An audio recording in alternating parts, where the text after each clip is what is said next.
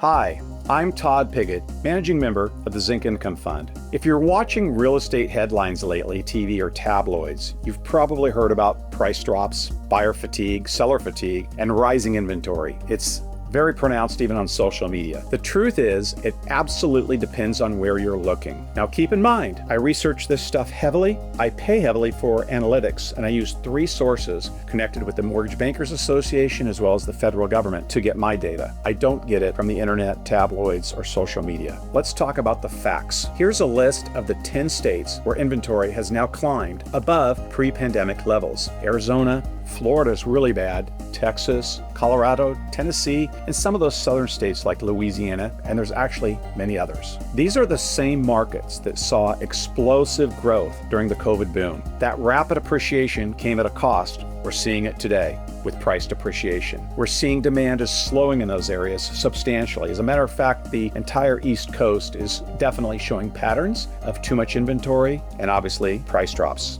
Buyers are hesitant right now, especially in places like Austin, Phoenix, parts of Florida, and again, the bottom east half of the United States. Homes are sitting longer. Price cuts are increasing. The investor-friendly environment that existed 2 years ago has shifted. It's now a buyer's market. At Zinc, as I stated, we watch this data very closely. We've already pivoted, and we've pivoted big. We've reduced all of our exposure in those oversaturated markets. We've doubled down right here in Central California, where our headquarters is. It is actually coincidentally one of the strongest markets in the United States right now. The fundamentals here are very strong. Let me share with you. Let me share what's happening right now in our backyard. Inventory is still down 6 to 8% below pre-pandemic levels, back to 2019. Homes in key markets like Fresno are selling fast, over asking. Our average days on market here in Central California, 29 days. You see, here in the Central Valley, you can still get a new home for the $400,000 range. One of my children just bought a brand new home for $350,000. That is very affordable by California standards. There's a persistent shortage here of housing, and growing that base first-time home buyers is very important. That's what makes this region so powerful. It's not speculative demand, it's real sustainable demand driven by people that work here, have jobs here, and have families here. Clovis Unified is expanding